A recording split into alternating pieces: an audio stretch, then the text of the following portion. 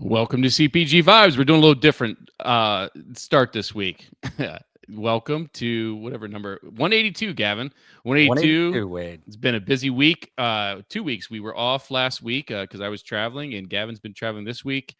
What you been up to, Gavin? How's it going? Man, it's been a busy week. We are working on a couple national launches behind the scenes at the place I currently work. And then I literally just got back about an hour ago from Phoenix, where I was demoing at Sprouts' corporate office. So that was a really good experience. Awesome. Well, we've got an amazing guest this week that I'm super excited to talk to. We're not going to wait long to bring her in. That's Allie Cayne. I do have to read really fast the ongoing sponsor. That's Creative Kaiju. So if you run a CPG brand and need design help, Creative Kaiju might be exactly what you're looking for. It's like having your own design team, but without the cost of hiring in-house. For one flat monthly fee, you can request as many designs as you need. Packaging design, pitch decks, social posts, whatever. No contracts, no hidden fees, just fast, reliable design made for growing CPG brands. And if you use the code, all one word, CPG Vibes in the box, you'll get 10% off. I will put the link in the chat, but it is Creative Kaiju. That's KAIJU.com/CPG Vibes. And I'll put the link in the chat, and that takes care of that. And Gavin, what do you say we bring on our very, very special guest, Alison Cayne? Let's do it. Hi. Welcome, Allie. How are you doing? Hi, I'm doing well, fellas. This is fun. Also, Creative Kaiju sounds awesome. I've never heard of it. I'm like, I'm definitely going to check that out and suggest it to people. Wait, I just realized I think we're all in the Carolinas here, and we're all supposed to get a ton of rain. Allie, you're in the Carolinas? I am not in the Carolinas. She's in New York. She's in Allie was in Asheville or something like that. No, that's kind of a compliment. The background kind of looks like that. I'm in Westchester, New York. Wow. Yeah. I just screwed that up. That's all right. All right. Wade, we are going to get a bunch of rain this weekend. I know. We have like not a typhoon. That's bad of me to say. It's a hurricane or something, right? It's like the after effects of one. Yeah.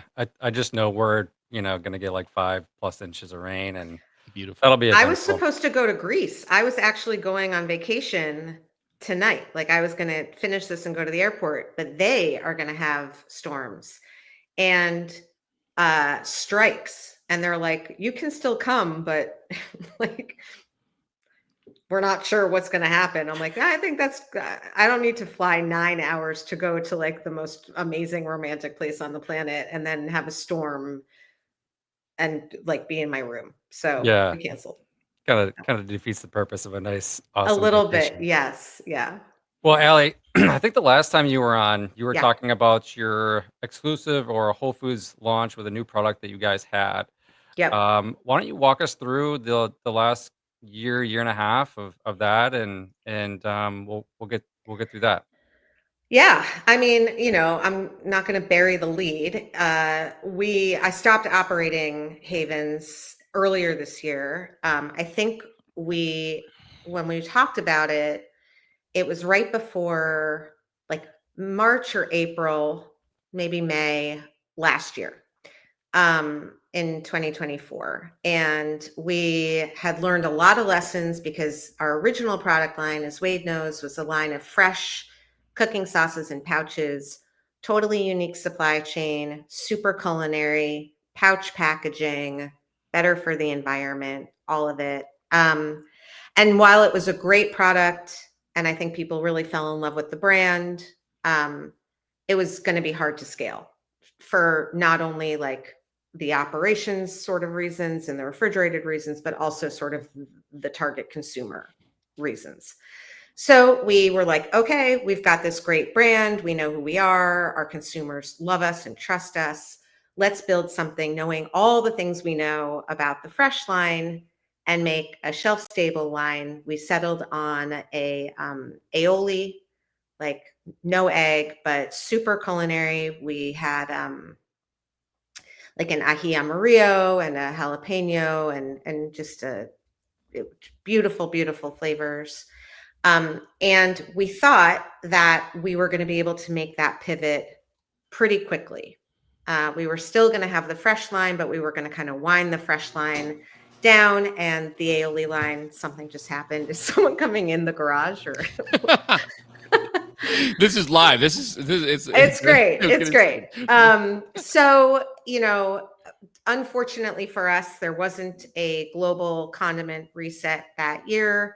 We got cut into 2 regions of Whole Foods, and Target wanted the product, which is always, now that I'm not really in the business, I can say like Target is not a great place to launch, but they helped us fulfill the MOQs and they helped me get my margins to where I needed to get to. But I didn't think we were going to be like killing the velocity at Target. And we did kill the velocity at Whole Foods. We had probably the best product launch ever. The buyers were thrilled. We were thrilled. We got up to like 9 units per SKU per store per week in a couple of stores for a, shelf stable condiment that's like quadruple, so it was great.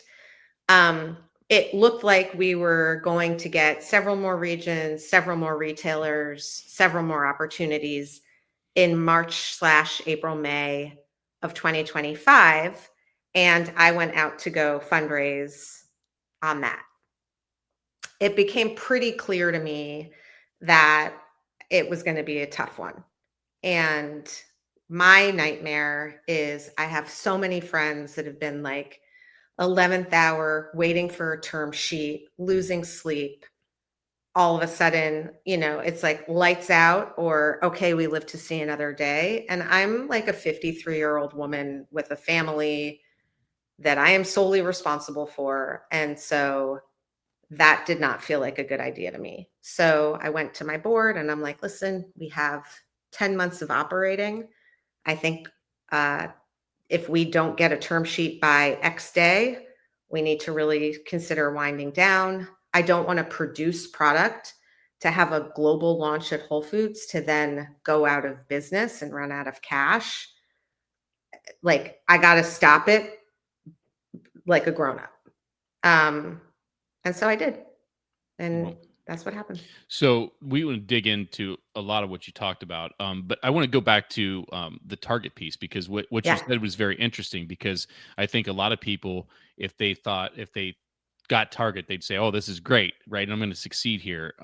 You said, and I think I don't want to take your words, but you said something effective. It's not a great place to launch. No. So why do you say that? Well, I mean, my understanding of Target.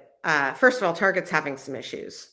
I think everyone knows that. But my understanding of Target is and this is the shelf, right? Whatever shelf it is. And a third of it is owned. So a third of it is, let's say, Good and Gather, whatever. A third of it is legacy. So the big kids. And a third of it is what they call emerging. Now, emerging, to be clear, counts your aunt who is making a hot honey ketchup, who is local and got excited and Target liked it, all the way up to Primal Kitchen.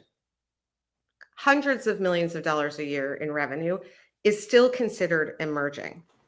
And so their plan for that third of the store is what their plan should be.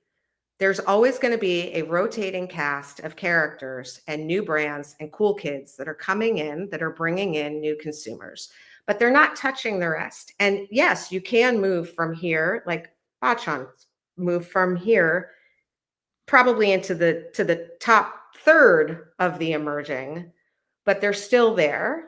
And so if you think about it, there's like a little section of that section that's available to new brands.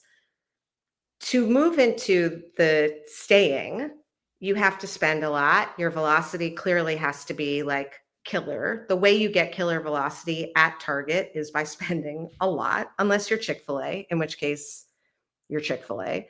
And, there's only so much a little brand can spend. And for us, it was much more important to like really emphasize Whole Foods because that's our partner. We've done amazing with them. We wanted to get national distribution with them. And so when we had dollars to spend, we spent some of it at Target, although we couldn't even do promos for the year that we were on shelf. They didn't let us. It was strange. They had a whole thing. But over here, we were like really, engaged and spending well, and we were getting lots of love from them. And it was this incredible story. So that's kind of basically why. I think more probably to the point is that the consumer at Target, they talk a lot about that consumer is shifting. The consumer at Target is not there to buy my, $7 aioli when there's a $2.99 Good and Gather garlic aioli next to me. They might do it occasionally. They might do it as a gift. They might do it to try it. They might do it if it's on sale, but they're not doing it every week, and they're certainly not doing it regularly. And without that, it's very hard to succeed. Allison, with Target specifically, Mhm. was that an opportunity that you guys brought to them or your broker brought to them? Walk us through that little No, I mean, process. when I was launching the aioli, I knew I had a killer product on my hands. Like I really knew I had a killer product. And we had learned all the lessons about messaging, and we learned all the messages about ingredients, and like we were just like ready to crank. So I brought it to everyone, and I knew Whole Foods would take it in some capacity because we did really well with them with our fresh line.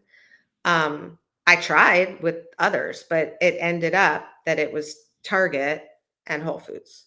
And when you only get, we couldn't open UNFI warehouses for other stores. So without the Whole Foods National, we were sort of limited, and Target has its own distribution network and everything. And I was, nervous that they took it, but I was also thrilled because it meant that I could produce, as much as I needed to get the MOQs, to get the margins that I got. So it kept me, it made it, I guess it made me able to make the product at the price that I needed to make it. But I also knew that it was going to be tough. Yep. And then that initial award letter, was that for all stores or was it for a couple hundred or what was that like? The initial target Yeah. was 550 stores. Nice. So nothing, it's not like it was a small test. It was a pretty substantial one. Yeah, no, they loved it. Oh, that's so nice. Yeah, they loved it. Uh, People loved it.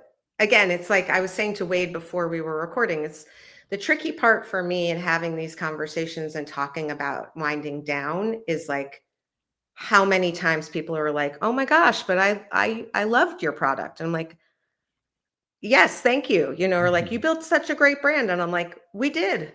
It was a great brand." Neither one of those things meant that it was going to survive in this new environment without cash, you know? Right.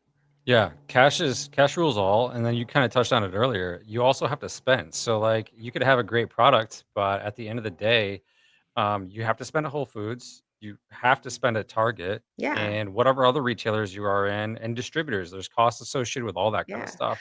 I I think don't know who told emerging brands that your 20% trade spend is what it's no emerging brand that I have spoken to for the first 3 to 4 years minimum is spending anything under 30%. Wow. And so we're all constantly like disappointing everyone. You know what I mean? Because we're off on our trade spend every single quarter. And I'm like, maybe we should just make it higher. But then you're like not holding people to a lower trade spend, and then even what goes into it, right? So yeah, especially natural channel. yeah, and I do really think it is interesting that, over the last 4-ish years, maybe 3-ish years, investors, VCs, they're all super interested on how quickly you can become profitable. And that really, like for a founder or a CEO to hear that, it's like, okay, well, we can't do the 30% trade spend. And then Right. me on the sales side, and I'm sure Wade can attest to this too, on the broker side, like you just kind of touched on it. The first 3 or 4 years is so critical for a brand because you have to build up, you have to get velocity going, you have Totally. to put it out You have there. to earn your spot. Yeah, Yeah. and then you have to re-earn it and re-earn it again after year 1 and 2. So, Right. and then you have to build on it too. Like you can't just, let's just say you're selling 10,000 units a week in year 1, and then you're going to 8,000 and 6,000. Category manager's going to see that Right. and be like, okay, you were really good year 1, and now It- you're declining. Like, what's right. up? We were spending a lot more year one, and now we took our pedal off the metal, and this is what happened. And or metal off the pedal.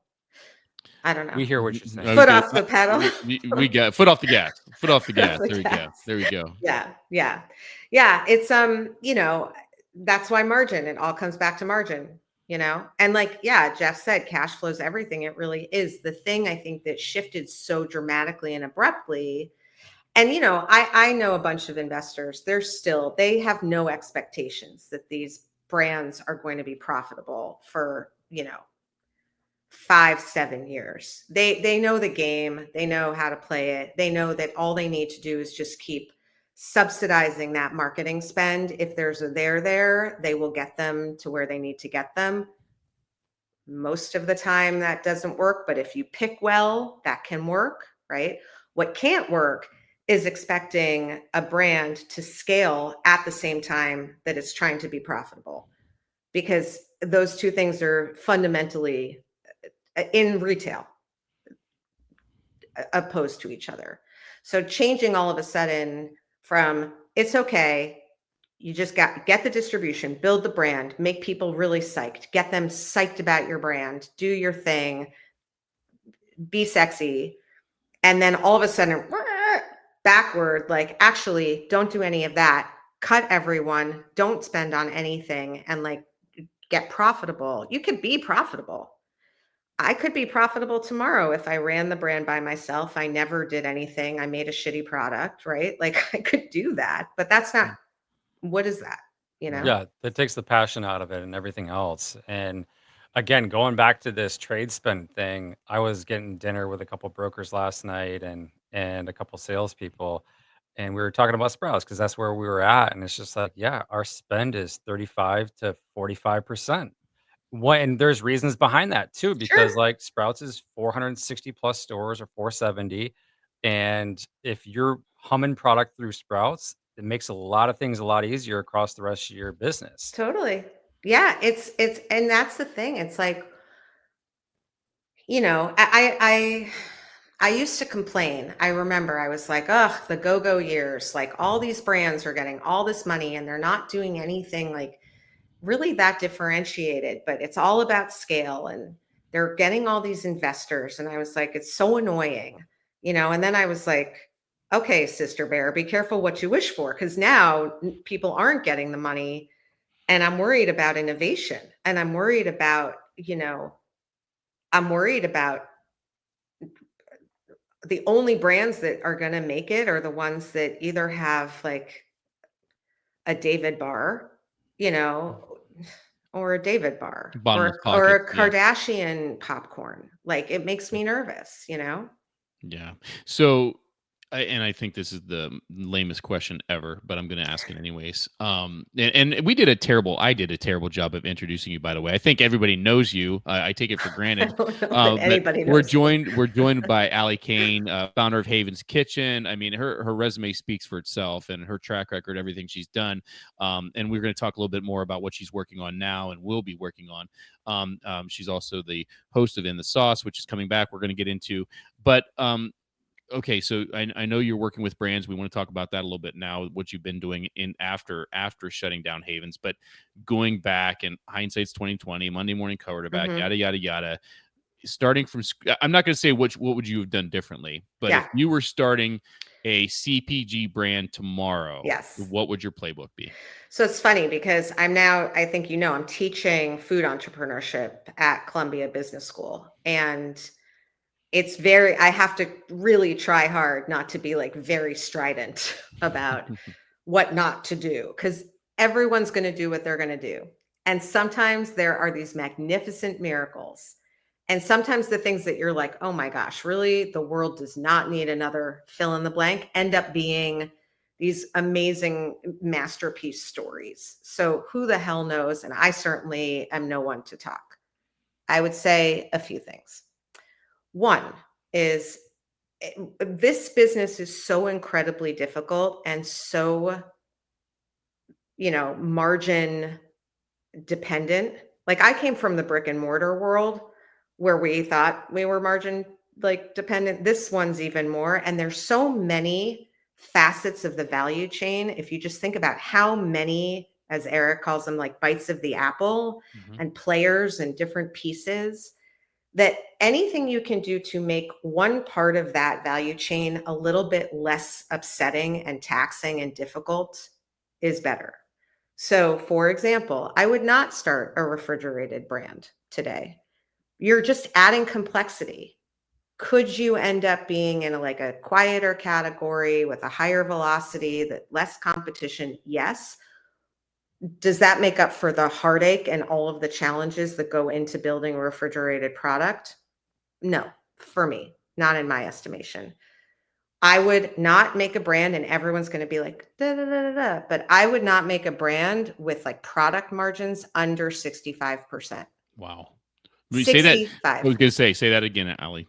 65. Yeah. 65. And that's because, to use Gavin's example, you're going to be spending 30 at least on trade spend, which gets you to a 30% gross margin, 35% gross margin, which is not phenomenal, Right. to be clear, right? So you got to start with, and again, some people are like, it's a path. The path is very, very, very, very long. And I see Gavin's like, he's just like, yes, yes, yes. What do you want to say? What do you want to say? Say. No, He's I'm agreeing. just He's agreeing with like, everything. Yeah. I know for a fact that so many people don't think about it like this, right? Like they get into the food business and they get a bag of cash and they go spend that cash. And it's so much more than that. Even if you have 65%, like you have Totally. all the deductions, you have the 3PL, you have marketing, you have all Mhm. that other stuff. So at the end of the day, you're still with a 65% margin and Still good not going to have velocity, operating. you're Yep. still probably going to be bleeding a little bit of cash depending on what Totally. your overhead looks like. Yeah, and that's part 3. I would, and I hate to say this because I love my team. I built a great team. I'm still in touch with all of them and I get them different jobs. I would not hire anyone, especially in the state of New York, full time right now at all. Hmm. We're paying 25% on top of whatever the salary is in benefits and taxes. And so, people are like, fractional doesn't care as much about your thing. It doesn't matter. It doesn't matter. For the first couple of years, honestly, I would just have everyone fractional, keep it lean, keep it simple. And I didn't overbuild. I mean, by the end, I was sort of overbuilt because I was sort of taking down the revenue from the fresh and I expected the aioli to pop faster. And it's just, it's not like a restaurant where you can be like, don't come in on Saturday, right? Right. But if you can keep it that way and just be like, yeah, this month we're not going to be doing blip blip, right? Instead of having that G&A, then I think you have a chance. So I would say supply chain simple if possible, ambient if possible. Going to ambient, I would say start online. Don't start in retail. Like if you have a lightweight shelf stable product and you can ship it on Amazon and you can see if there's product market fit and you can see who's buying it and tweak the product and not have 60-day payment terms where you're not even getting paid and like 30% trade spend because whatever, on top with merchandising and demos and all of that. If you can just keep it tight, see if there's a there, and then launch retail. You can't do that with fresh, but you can if you're lightweight. Can't do it with beverage. I mean, I guess you could, but you don't want Allison, to. Yeah. just to kind of wrap this up, I got two other quick questions. Hmm. One being, how much money would you need to start a business today with just like a basic brand? Well, I get this question a lot too. So obviously there's a range.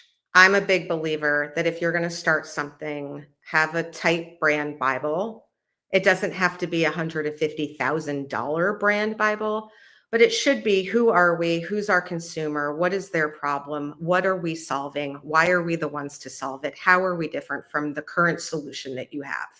That is a very simple understanding of your mission and the job that you're doing as a brand. If you don't have that, that's problematic, and you probably need someone on the outside to help you with that. Okay. Number 2, don't mess around with formulation. Don't take your grandmother's brownie and make it in your kitchen and try selling it to see if there's like a product market fit. That is a dumb idea. Spend and invest in like a real formulation that can be scaled, that will go to a co-packer. It will save you time. It will save you money.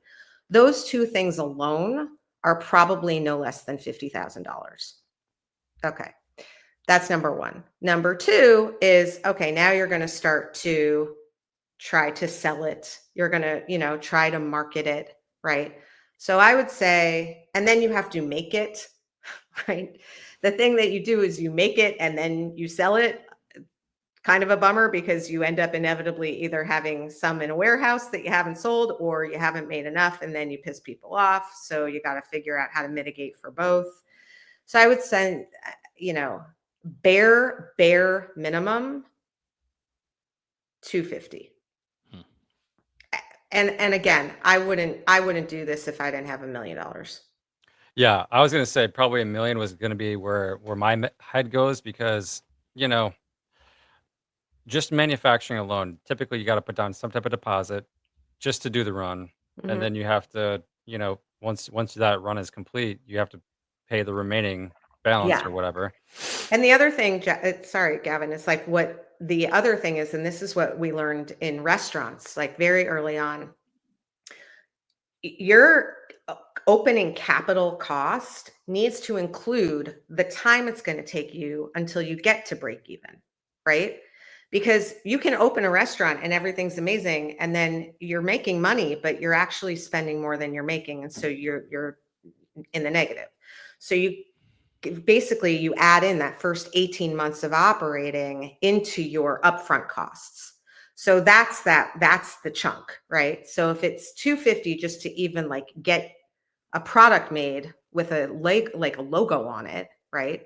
And that doesn't even include all of the legal and all of the IP and whatever.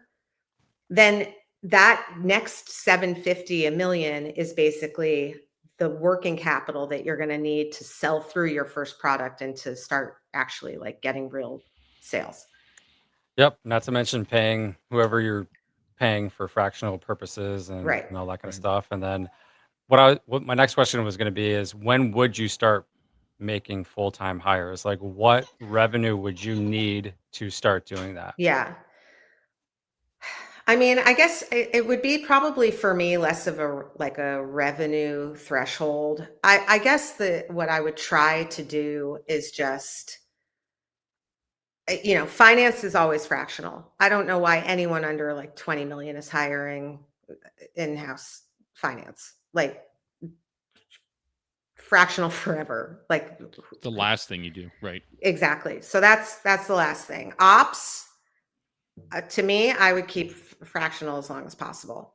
I think you could probably get to 10 million with fractional ops. Easy.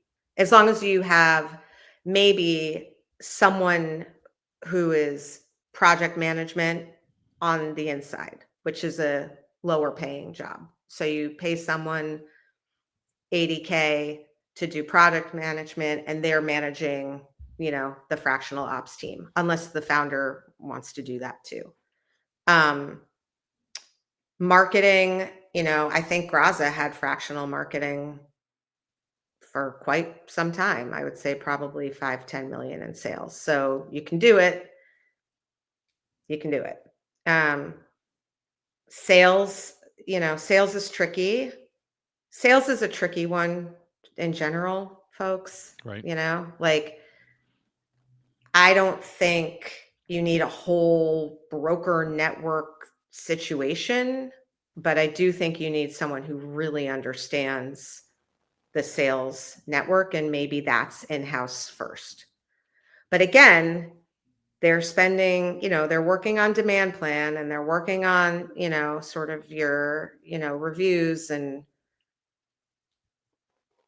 but can they do that? Maybe not full time all the time, 365? I think so. Yeah, that's So, one that's one that's really tricky because I think it really depends on your style of product and how quickly you're scaling right, and how successful also you have been as either the CEO or founder. right, And that's what I'd always recommend is just like that CEO founder, like that person should hire the salesperson once that CEO or founder is like burned out from all the sales right. wins Yeah, or just can't manage anymore yeah. because they're managing so much other business. And the thing is like I was still, I mean, I was still doing all my pitches. Big stores, little stores, you know, blue stores, red stores, like what I wasn't doing, what I couldn't do, what drove me actually insane was like the Kroger Or platform, the deck that you have to fill in the thing and you have to calculate the things, and it's all the admin of sales that's just like a disaster for like my type of brain. most Um, people's type of brains. but is that like a $300,000 a year job? Like Jesus, Yeah. That no, like Well, that's that's something that I mean, if you have a broker network, that's right, something you offload to those guys and just try to right, have them manage it 1000%. And if they're not yeah, able to do it, then, like I think what's cool about this industry and this community now is there's people that will do that specific task or specific job on the cheap relatively. totally. okay. Yeah, what I think, and again, like less of a revenue threshold and more of like a bandwidth threshold, right? Like there at some point, even if you have all these fractional people, if you are the person sort of managing all of these fractional teams, you're going to burn out for sure. So can you hire sort of like junior level, really competent, good project manager, organized people who maybe don't entirely understand everything, but know enough to be able to hold those people accountable? That would be a nice little setup. Love that. I love that. So we've spent a lot of time talking Yeah. about where you've been, and so I look at this as three steps, right? Where you've Hmm. been, I want to talk about kind of, what you've been up to. And then I definitely want to touch on the podcast as we take it home because that's coming back real quick. But talk about the here and now. So we've gotten past Havens, what you've Yeah. been doing these last, call it what, 6 to 10 Right. months. What you Well, mentioned, yeah. the teaching and whatnot, but tell us Yeah. what you've been up to and go from Yeah. there.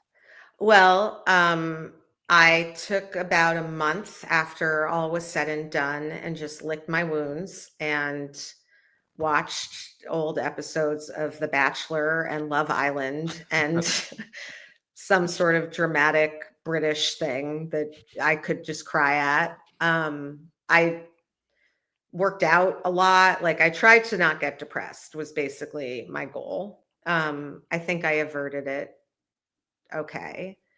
Um, and I was actually really fortunate that in the fall of last year, when I knew that I was winding down, but no one else really did yet, my team, a couple of retailers, but other than that, um, an old professor of mine. So my master's is in food systems and sustainability and food issues and all that. And in that master's course about 15 years ago, I took an entrepreneurship class. And that teacher ended up helping me open my cooking school, which is how this whole thing got started. And I've been guest lecturing in his class at NYU and now at Columbia Business School for the last 12 years. And he'd always said, I'm going to retire. And when I retire, I think you'd be really good at this. And I want you to be, inherit the class for me and blah, blah, blah. And I'd be like, okay, but you're not retiring for a long time, whatever. Anyway, he called me in the fall and he's like, I actually think I want to retire. And I want you to co-teach the Columbia's class with me for a year or two, just so you get the hang of the system and everything. And I was like, Steve, like, I'm winding down my company. Who wants to learn from a failure? Like, I can't accept this. This is terrible. I'd be like such a fraud. And he was like, actually, I think it might be better for someone to learn from someone like you who's closer to it, who's had all of these situations and, experiences rather than someone who's like, yeah, I remember 20 years ago when I slept on my friend's couch and I just sold my company for $1 billion, like, I think you might actually use that to your advantage. And you're a very good teacher. And I actually know I'm a good teacher. So that was nice. So I knew I had that. I had to interview and I had to give a guest lecture for like all these Columbia professors and administrators. Like, I've never been so nervous in my life. But that was something to look forward to, which was nice. And I started teaching in September, and that's been great. Separately, a founder, actually, he's not a founder, but he's the CEO of a company that I had done a partnership with a few years ago. And I haven't asked him if I can talk about it, so I'm not going to say the name. Called me when he found out and said, how's your bandwidth for some, consulting work? And I was like, I don't think you want me. I was very vulnerable and very raw, and I felt awful. And he was like, no, I think I actually do need you. And I'd rather spend some money working with you than hire the wrong person full time. And I think you can help me figure out what I need. And so I did one project with them. It was great. It was so much fun. Great business, just needed a little positioning help. And I had a great time, and I'm doing another one. And now I have another client who also kind of not a brand that's on everyone's mind, but a brand that needs some branding and some help with figuring out all that stuff I mentioned, like who's our consumer, what's their problem, how are we solving it, why are we different, all of the stuff that I really love thinking about. So I find myself kind of ass backward in this like consulting thing. And I am bringing back the podcast, which I'm really excited about because a lot of people seem to miss it. So that's awesome. nice. Well, I'm going to let Gavin ask a question, but I'm going to go through a couple comments because we've had a bunch come in. I want to welcome, of course, Peter and Jeff from Brand Arctica, our good friends. They're here, present and accounted for, although Peter was fashionably late. We've got Rich Moniz from Rich Insights. And just a couple comments I want to shout out here is from Jeff. You're so level-headed, Allie. It's a superpower. By the way, I love the chairs in the background. And Rich says that's how we learn failure. And I think arguably, it's, you mentioned a couple brands who I'm going to be nice. I'm not going to mention, but who are very, very successful, and there's reasons behind it, and right or wrong. But people such as yourself that have taken your lumps and somehow, some way, come out not unscathed, but a little scarred, a little beaten, but what better way to learn? Say, hey, this is what happened to me. I suggest don't do this or do this differently, and so on and so forth. And I know, you and I have talked, I think on your show and off the record, I came from the restaurant business. It failed miserably. But that's how I ended up where I am today, Yeah. So it's one of those things, it's just, you roll with the punches and you dust yourself off and go again. So, and what's nice, Wade, thank you. I've heard, as you can imagine, I've heard from a lot of founders that are pretty sure that they're done. And they feel okay talking about it because I talked about it. And I don't know that they're going to be as public about it as I have, and they don't need to be. I just feel like it would have been weird, me just all of a sudden like fading away. But I think I also said this to you, every time I say this to other people, I'm also saying it to myself. It's like, I have 5 kids, and my son interviewed for a job, and he's like, maybe if I don't get the job, I'm just not meant to be a whatever. And I'm like, that's like me saying, if my chicken comes out badly the first time I roast it, I'm not meant to ever make a chicken again. Like, we're so binary in the way that we think about these things. And we have no idea what's going on behind the scenes. And you see these amazing stories, and you think, if I don't have an amazing story, then I must be a failure, or I must have messed up in some way. But that's not necessarily true. And by the way, I'm also, like I said, I've kind of seen a lot in like my life. I've seen a lot of people like soar and like succeed tremendously. And it doesn't necessarily mean they're the smartest guy in the room either. So like, you know, it feels crappy not to be able to return investors' money. That is the worst part. It really is. It's a bad feeling. And it's hard to take money from people and kind of promise them, do everything you can, and then not be able to return it, or at least return some part of it. Um, and yeah, it's embarrassing, on some level, but it's not a sign of who I am as a person, Right. and I think that's what's really important for everyone to hear. And I guess somehow I've become this like older sister character. So I keep telling people that, Mhm.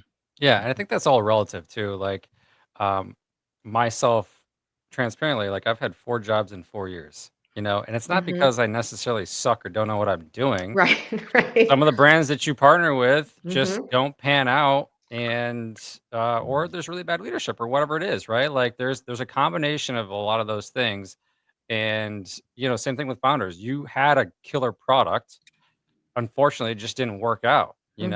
and but there are lessons to be learned on all that stuff. Totally. Um, Yeah. Yeah. And, I think the one thing I will say is like my brain is very much like there's product, there's brand, there's business, you know? And it's like the three-legged stool.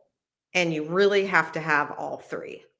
And some people have great businesses and super products, but you can tell there's like a brand vacuum there, and they're going to have some trouble, right? They might scale fast and they might get really good, but if they don't tighten up the brand, there isn't going to be enough of like a zazazoo about them for people to stick with them when someone else comes along making the same thing with a better brand, right? So you need all three. I think we had a great brand, a great product. I will say that I think the business, you know, got tough in this market. And I think we were probably a little bit too niche to be truly scalable, and a little bit too mainstream to be cool kid niche. And so we were a little bit in this netherworld where I thought maybe we would be able to straddle, but we couldn't. We're not like a status brand. We were never like, if you have this, it means you're cool, which is what you need if you're not going to be able to scale, because you need that excitement. And I think we were sort of like a little in the middle. so you're See. now teaching, Mhm. and it's food entrepreneurship. Mhm. It's really cool. My It's so I really graduated fun. with a degree in food and CPG marketing from Western Michigan University. That's cool. Shout out Broncos. So I guess walk us through a little bit of like what that looks like. I'm assuming Oh this is my all gosh. really fresh. It's so much fun. Well, so I'm co-teaching with this professor who brought the class to Columbia Yep. Business School. His expertise is really in like hospitality and restaurants and, hotels and things like that.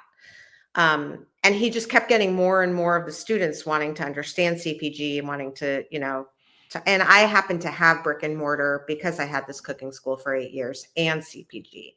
So I keep using the word straddling, which I feel like might Best be the best of both a worlds. weird thing to keep saying on a live podcast, but I do. So it's basically, the first 3, 4 classes were primarily brick and mortar, understanding prime costs, understanding labor, understanding sort of all of like the things that go into brick and mortar. We're now moving into CPG.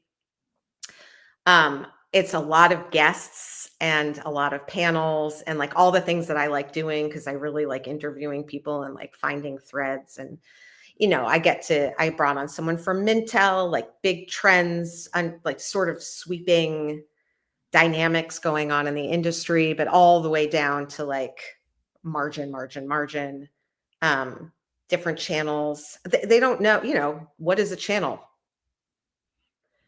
so it's really fun. And I have 75 incredibly locked in, jazzed up students. This is an elective. It's the most popular elective at Columbia Business School, which is cool, and nothing to do with me because that's because of the professor who's been teaching it. Um, and I think it's because everyone like loves food and everyone loves thinking about food and why am I buying this bar versus this bar? Or like, why do I feel like an identity when I drink this water? Like, it's kind of crazy if you think about it. It's all this like consumer behavior. It touches on policy, immigration, gender, trends, social media, just capitalism in general. It touches on everything. It's like everything all in this one little class. So I'm It's having a really good hilarious. time. Like I go back, what is it, 2025? So 15 years, I guess. 15 years Yeah. ago when I graduated, and all this stuff that you just kind of mentioned, like didn't even exist back then. Social Hmm. media was just starting to take off, had no relevancy in Right. CPG at all. Now it's got a ton. Yeah. Um, there's so much innovation that's happened over the last 15 years. There's the feeling of a product that you buy, whether it's water or an energy drink or whatever, that you resonate with the brand. Hmm. Um, I guess what age group is that like 22 to 26 for MBA ish? They're a little older. Yeah. I mean, I think probably the youngest is like 24 and the oldest is probably 30. It's in that range. A lot of them have done like, they graduated from college, they did 2 years of investment banking or consulting or something like that, like not my world. Um and they're coming back and I'd say some of them are trying to figure out, a lot of people have this like entrepreneurial itch and they're just like, I don't know, this could be like a really bad idea, like let me just try to see what's going on here. Some of them are actually international students who have come because they have these family businesses. Like, I have manufacturing of like the funniest things, like you would never know. They make all of the private label fill in the blank for everybody in America. And they're like in my class trying to figure out like, can we make a brand? You know? So it's a mix, but yeah, th- for people who might not even ever do a food business, they want to know everything. They're Mm. just like so into it. So you can imagine I get very excited. Yeah, Yeah, I think that's sorry, go Wade. go I think ahead, go that's ahead. really cool. Like I've heard over the years, probably like the last 5 or 6 years, there's a lot of schools that have taken up just a entrepreneurship elective in general. Which again, going back to my time in college, I wish there was one because you would just learn so much in that class Hmm. about how to start a business, what it takes, Totally. and like over the last 15 years, I've learned a good chunk of that. But Yeah, man, it would have really prepared you better for the post totally. college world. Can I give you one little example? Yes. Yeah. So last night, it's one a founder of a big restaurant group was giving a talk, and he was basically saying that like in the restaurant world, the only thing you can really control are your prime costs, and that's basically your food and your labor, and that's it. Like you can kind of try to control a lot of other things, but for the most part, they're just very marginal.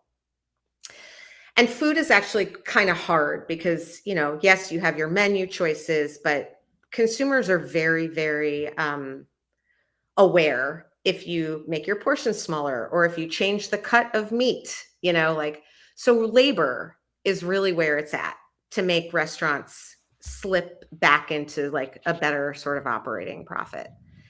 And he was saying, like, you have to know, like, we're not busy on Tuesdays. So you're not working on Tuesdays. And someone, raised their hand and they were like, it's kind of hard to build a team and to build a culture when everyone seems very sort of like, you're here one day, but but if we're not busy, you're not here. And he said, everything in leadership is about the 3 C's. He was like, clarity, communication, consequences. And he said, I'm clear on what our job here is. My job here is not keeping you on Tuesday if it's going to make the restaurant close. The job is to keep the restaurant open. I'm clear with what that means for me. I'm clear to all of you with what that means for you. Communicate.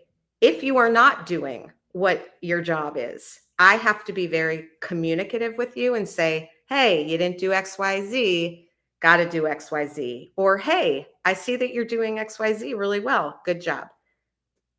Consequences. If you don't do XYZ, you no longer work here. And if you are doing XYZ really well, you're going to get a bonus.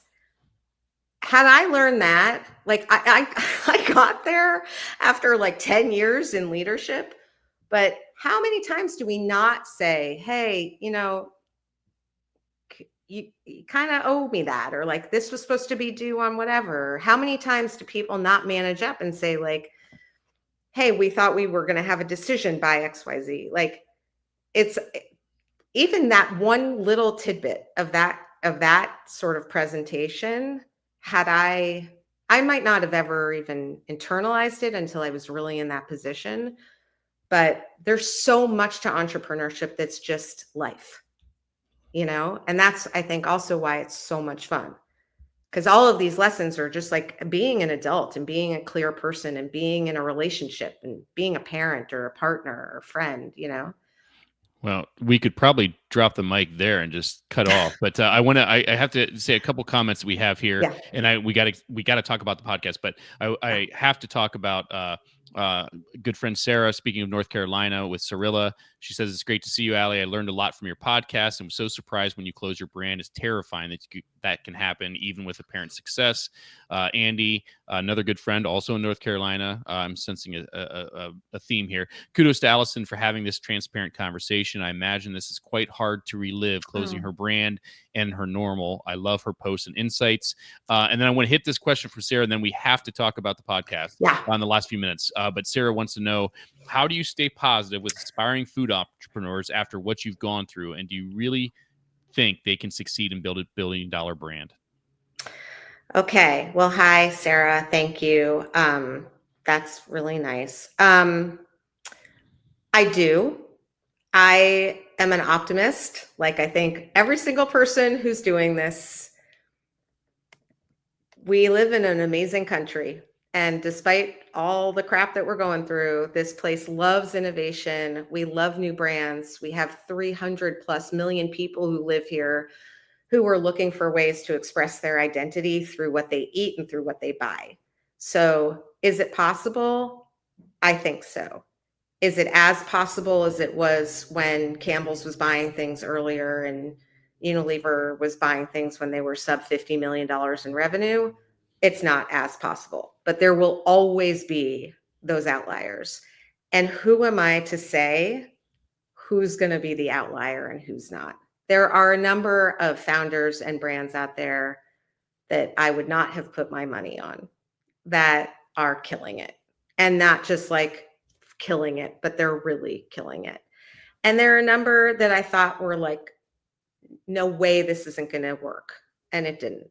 So I don't have the balls to say that I know anything more than anyone else. And I would never say, don't do this. What I would say is, don't do it if you are betting your family's savings on it. Don't do it if you don't have resources to back you up and like a family structure that will support you when it's really hard. Don't do it if you think it's going to cost you $10,000. Don't do it and try to reinvent an entire category when the grocery store just isn't going to tolerate that from you. Don't do it under those circumstances. But one little shift to the right, making a solution for a consumer a little bit more accessible or a little bit more healthy or a little bit cooler or a little bit cuter. Do I think those brands can take off? I really do. I'm just here to try to help you avoid the big mistakes. So I think that answered the question, right? I think it did too. Yeah. And I think, like, if you're gonna start a business, whatever it is, even if it's a car wash, you cannot do it half-assed, Right. right? Like, you have to be all in with it all the time. There's gonna be a point where you have to learn how to delegate and Mhm. be less all in with everything and be really all in with whatever your new focus is. It could be fundraising. But I think that's where a lot of people think oh, X, Y, and Z person built this brand and they Mhm. sold it for $250 million and they weren't that smart, but it's just Right. like their passion or their work ethic might have Mhm. overcome Yeah. their potential stupidity or Yeah. whatever that they And perceived. and it's what the strategic needed at the time for whatever their plan was, right? Like we don't know. All you can do is build what is smart. If it can be lightweight, if it can have high margin, if it can have a very long shelf life, yay. You know, I mean, if it's a category that has a big addressable market, better. If there's a consumer who has a problem that isn't quite being like addressed as well. My friend Carmel has Supernatural. She has these dye-free sprinkles. She's been doing that business for 8 years. Now all of a sudden everyone wants dye-free sprinkles, and she's built this phenomenal supply chain and this incredible Amazon store, and she's just like, here you Come get go. it. Here I am. Come get them, like And there's luck involved, right? of Like course, how but she many kept it so lean until now. I Like mean, she. being in the beverage space, there's a story of Celsius, and Celsius Mhm. struggled for like 13 years, and they got Mhm. discoed from retailers. They got back in, and then what? Late 2020 teens or whatever, they just started popping. And even last year, like when I saw like they had 100% growth, I was just like, okay, they're probably gonna still continue to grow. But guess what? Right. They're growing at 100% again, and it's just Totally. crazy. Yeah. Yeah. Yep. And cash solves a lot, you know, Yeah. like cash, someone once said, like a very smart friend of mine, he's like, if you give a founder enough time and enough money to figure it out, they'll probably figure it out. You know, the problem is we don't have the time or the money right now. And so we got to figure it out much faster. Right. Well, speaking of not having the time, we Yeah. have to take the time to talk about your podcast, even if we go a couple minutes over. Uh, in the sauce, I have the link up here. If you need to search for it, it's in the sauce. It's on Apple Podcasts. She hasn't done the show in over a year, but she's coming back, and I'm going to let her talk about Yeah. that. But in looking at this, I had no idea. It shows, at least on Apple Podcasts, it's showing 249 Yeah. episodes. I stopped at Holy 250. smokes. Yeah. Holy smokes. Well, I So, started in 2018. I mean, it wasn't a podcast in 2018. It was still called the radio back then. And that I had a radio show. And yeah, it started with my first purchase order from Whole Foods when I got a PO and I was like, cool. And I fulfilled it. And then 48 hours later, I got another one for like 4 times the amount. And I had a nervous breakdown on the floor of the incubator where we were making the sauce. And I was like, what is this? Like, I literally, I was like, what's a sell sheet? What's operations? What is the promotion? What is this? And as my business grew, my questions kept getting like, what's an ad campaign? What's what's CAC? Like, how do you know what these things are? So I just kept asking these questions. And so I had all of these amazing, including you, experts and people who were in it. I didn't want it to be like how I built this, because like I like how the hell am I gonna build this? Like, no, I need you to run me through like how do you get a UPC number? Like, where does one get one of those? Because I don't know, and how do you, everyone's like, talk to a co-packer the way that the co-packer needs to be talked to. How is that? How does the co-packer need to be talked to? So I did 250 episodes. It's what's so cool is like they still are getting thousands of listens a week, even the old ones, because it's kind of evergreen to some extent. Like it's very foundational. And then the network, had some stuff because it's a nonprofit network. And anyway, Naturally New York stepped in. They are sponsoring the podcast. They brought in a couple of other sponsors. So it's really fun to have like sponsors. And I didn't have to go solicit, which was nice because I don't like that part.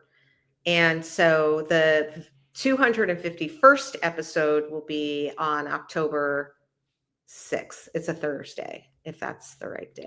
October 6th. So, are you Yes. allowed or are you allowed to share who the first guest is, or do you? Yes, the first guest is Gigi Lee Cheng, who is the executive, she's not the ED, she's like the head of the board of Naturally New York, but she was the founder of Plum Organics way back in like 2007, sold to Campbell's in like 2012 or 2013.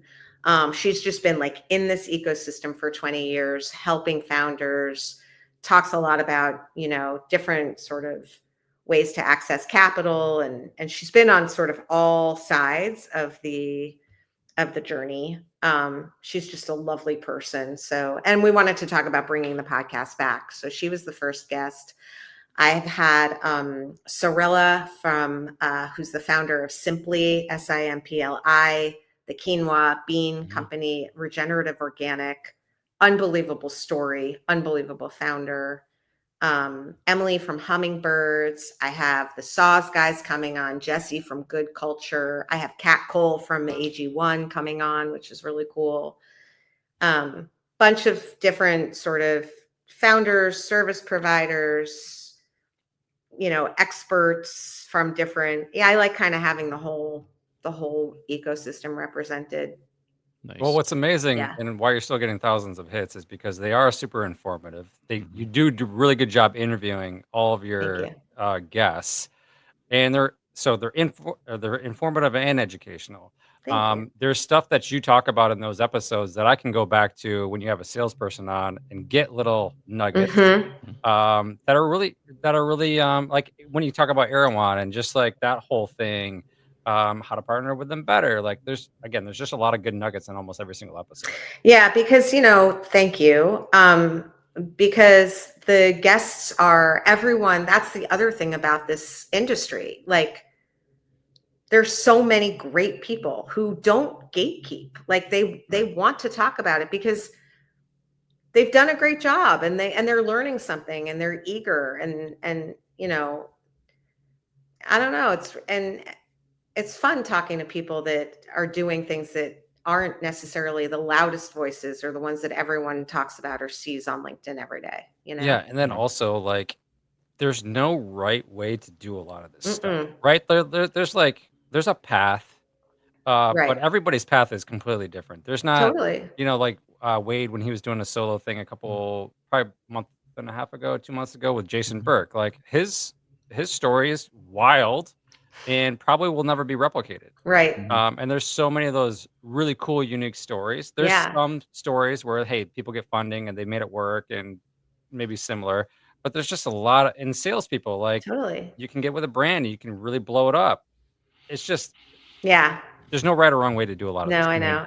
And net, I just think, the vast majority, I have a rule, like I'm too old to like follow people that make my stomach turn. Like I don't know. I just unfollow or I block or I mute. I don't care. Like they're not like, oh no, she blocked me. So I'm not surrounded in my like content by jackasses. I feel like, I guess. Yeah, that's whatever, fine. Yeah, it's you're fine. good. I'm surrounded by really thoughtful, nice people who like want to help other people and are happy to connect when I have someone who I think could really use their expertise. They're not selling their selves for an hour of their time for $1,000 Exactly. or whatever, which, Godspeed if that's what you do. Exactly right. Wade, last thing. Yep. For anybody that is listening either now or later, Allie is a really awesome follow on LinkedIn. So if you don't follow her. She posts a lot of really engaging content that I think needs to be hit up more. And then obviously the podcast that she has that's coming back. I would highly recommend. Like there's so many good episodes that you can pick up a lot of stuff on. So Thank Allie, you. you should probably share that with your entrepreneur class as well. Oh yeah, they know about it. It's actually the podcast I found out was used by a lot of like incubators and classes. As it should be. Yeah, because it is very brass tacks. But Yep. thank you. So I did put the link for Allie's LinkedIn profile in the chat. If you aren't already connected, you should be. Again, the podcast is In the Sauce. That you can find that on everywhere you look on In the Sauce. Allie, it's been a pleasure. It's been entirely too long since we talked, but Yeah. I feel I'm not just saying this because you're on this. I hope you know this. You're one of the people I respect most in this business, and everything you've talked about for the last hour plus is exactly why. You're just genuine. You're open. You're just a good person. So thank you so much for coming on. I'm glad we got to get you on before your podcast. You go on to the next stratosphere Right. when it Get comes too back. famous. Yeah. And I will say, if those of you still tuned in or listening after the fact, next week we're going to be joined by someone else that I respect to the utmost. And I made a post this week about mentors and someone I connected with last week. And next week's guest is another one that I consider mentors named Steve Black. If you're not familiar with Steve, you should be. He has a storied career in retail at Rouse's in Louisiana, with Sprouts, with Lucky's. He's an author. He's the person that created the 5 rules, which I've worn on my wrist for like over 6+ years Yeah. now. He's going to be on the show next week talking about his background, but also the 5 rules. He does a lot of work with natural grocers and motivational speaker and leadership coach. And so it's going to be a great listen next week. But Allie, the last words are yours before we go. I just want to say thank you so much for having me. And Wade, right back at you. I have a lot of love for you, man. Bro, whatever the people are saying. And Gavin, thank you for having me. Thanks for inviting me on to talk about my stuff. And, you're the best. Thank All you, the guys. best to you. Thanks. I can't wait to see what content you post next. Thanks. Bye, everyone. See you next week. Bye.